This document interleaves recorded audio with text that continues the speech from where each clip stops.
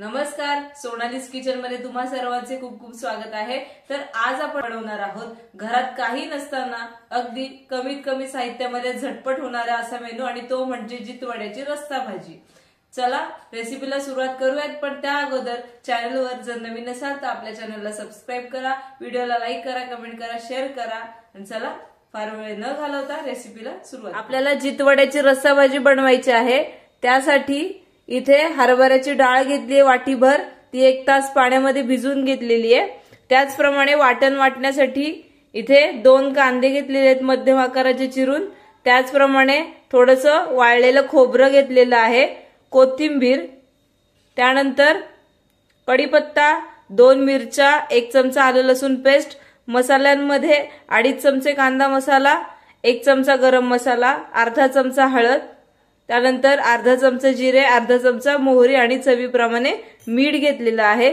सर्वप्रथम मिक्सरचं भांडं घ्यायचंय, ही जी डाळ आहे ती आपण घालूयात, वाटून घ्यायची आपल्याला। त्यानंतर ह्या ज्या मिरच्या आहेत 2 त्या आपण यामध्ये घालू, अशी देठ काढायची आहेत आणि ह्या अर्धा अर्धा अशी मोडून घेतली आहे। त्यानंतर हे जे जिरं आहे अर्धा चमचा जिरं ते यामध्ये घालू। त्यानंतर थोडंसं मीठ, चवीप्रमाणे मीठ, थोडीशी कोथिंबीर घालूयात आणि हे मिक्सरला वाटून घेऊयात। थोडंसं जाडसरच मी ठेवणार आहे, जास्त बारीक पेस्ट करायची नाहीये। इथे तुम्ही पाहू शकता, हे पहा अशा प्रकारे जरा जाडसरच वाटण वाटून घेतलेलं आहे। ही डाळ अशी थोडीशी जाडसरच वाटलेली आहे।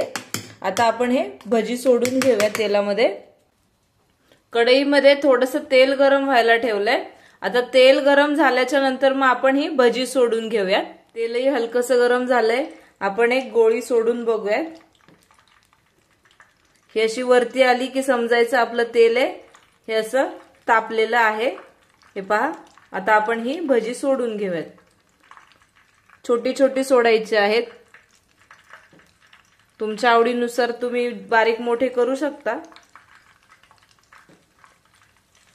अशा प्रकारे आपल्याला ही सगळी भजी सोडून घ्यायची। लगेच उलटायची नाहीये, वरती आल्याच्या नंतर मग आपण हलवून घ्यायचे, नाहीतर ते तुटू शकतात। हे पहा, आपले भजी अशी वरती आलेली आहेत। आता आपण ही हलवायची। हे पहा, लगेचच आपण टाकल्या उलटायचे नाहीयेत, नाहीतर ते तुटू शकतात, कारण ते चिकटून बसलेले असतात। त्याच्यामुळे थोडंसं आपल्याला त्यांना होऊन द्यायचंय 1-2 मिनिट, 1 मिनिटभर आपल्याला त्यांना वर येऊ द्यायचंय आणि मगच असे हलवायचे। एकदम टाकल्या आपण हलवायचं नाहीये। असे छान अशी आपली जी भजी आहे ही अशी हलवून घ्यायची।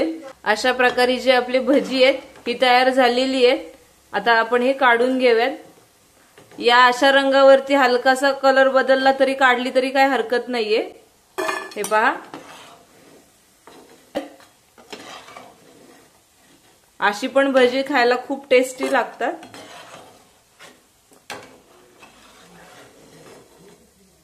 असं तेल पूर्णपणे निथळू द्यायचं आणि मगच ही भजी आपल्याला काढून घ्यायची, म्हणजे जास्त तेलकटही लागत नाही। अशाच प्रकारे बाकीची भजी आपण सोडून घेणार आहे।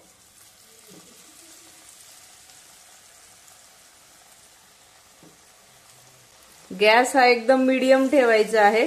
भजी तळताना एकदम बारीक ठेवायचा नाही किंवा एकदम मोठा ठेवायचा नाही, मध्यम आचेवरच ठेवायचा आहे, म्हणजे जी आपली भजी आहेत ही छान अशी तळून निघतात, आतपर्यंत तळली जातात।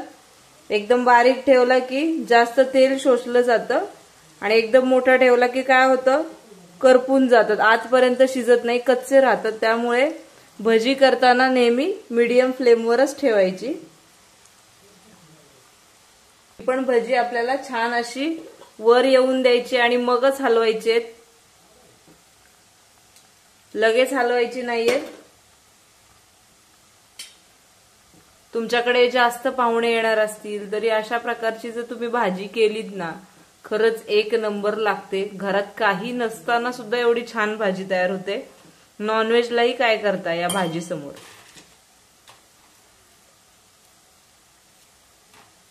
भजी आपली अशी वरती आलेली आहेत। आता याला आपल्याला असं हलवून घ्यायचंय। हे पहा, ही पण भजी आपली झालेली आहे। आता आपण ही पण काढून घेऊयात। छान असा खमंग वास सुटलेला आहे। हे पहा,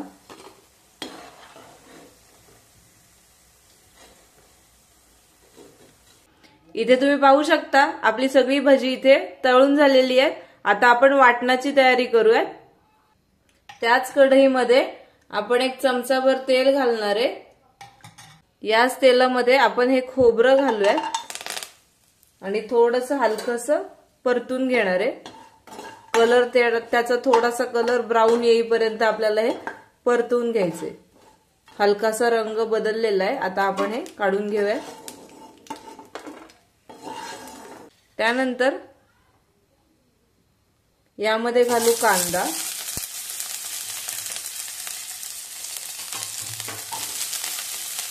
कांदाही छान असा सोनेरी रंगावरती आपल्याला परतवून घ्यायचा आहे।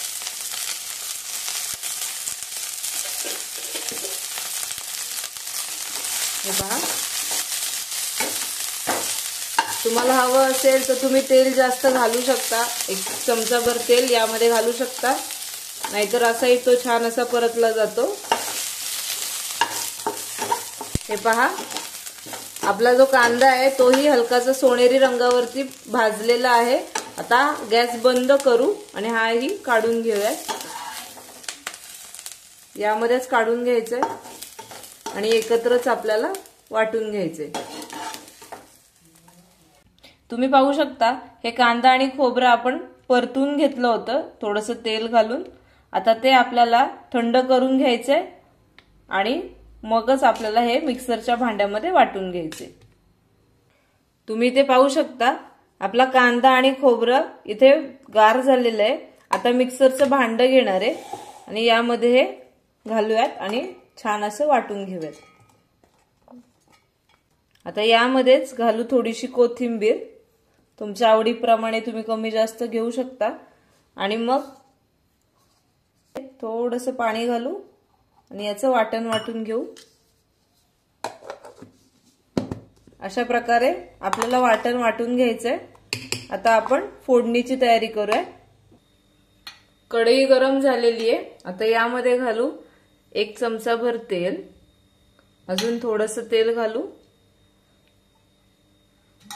तेल छान गरम होऊ द्यायचंय। तेल हलकसं गरम झालं की यामध्ये 1 अर्धा चमचा मोहरी घेतली होती ती घालणार आहे। हे पहा,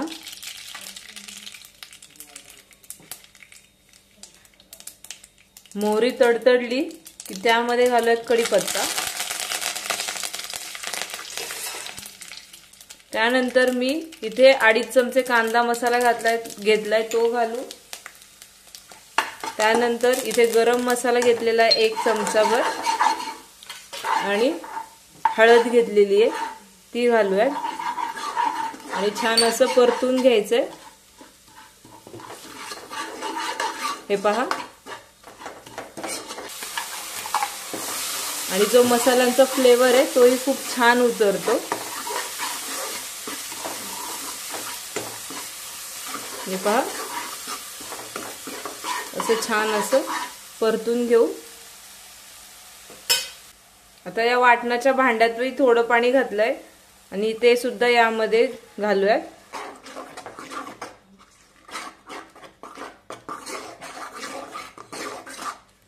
पुन्हा एकदा छान असं बाजूने तेल सुटेपर्यंत परतून घ्यायचंय।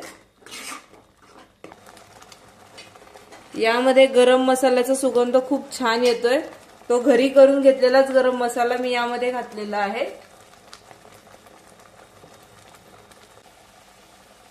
यामध्येच घालू कोथिंबीर आणि ती सुद्धा परतवून घ्यायची, अशी छान अशी मिक्स करून घ्यायचे। यामध्ये हे जे 1 चमचाभर आलं लसूण पेस्ट आहे ही घालूयात। आता यामध्ये घालू चवीपुरतं मीठ आणि पुन्हा एकदा मिक्स करून घेऊ। आता हे जे उकळून घेतलेलं पाणी आहे हे थोडंसं यामध्ये घालू आणि हे मिक्स करूया।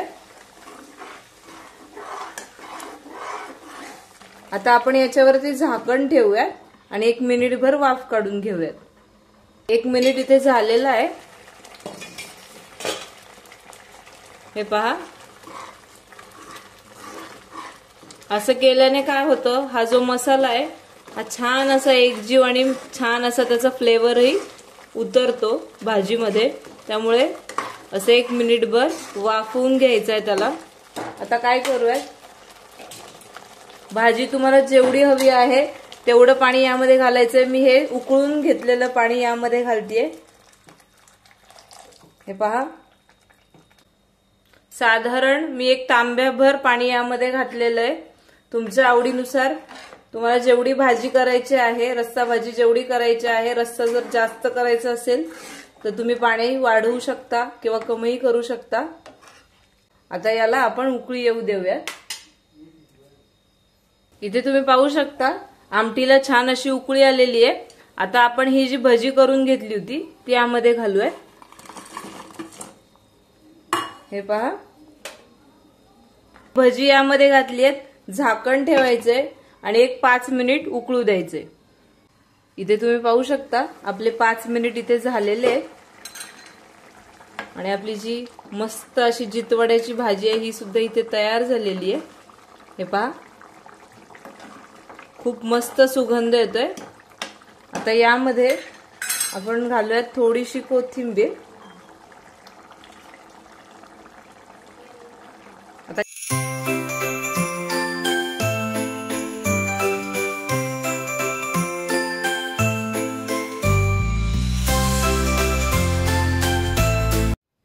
तर मंडळी, इथे आपली छान अशी झणझणीत आणि चमचमीत जितवड्याची रस्सा भाजी तयार झालेली आहे। तुम्ही सुद्धा ही रेसिपी सेम फॉलो करा आणि सांगा बरं का कमेंट करून कशी झालेली आहे। आणि अशाच आपल्या छान छान रेसिपीची लिंक डिस्क्रिप्शन बॉक्स मध्ये दिलेलीच आहे, त्या सुद्धा रेसिपीज फॉलो करा आणि सांगा बरं का मला कशा झालेल्या आहेत। व्हिडिओ पूर्णपणे पाहिल्याबद्दल खूप खूप धन्यवाद।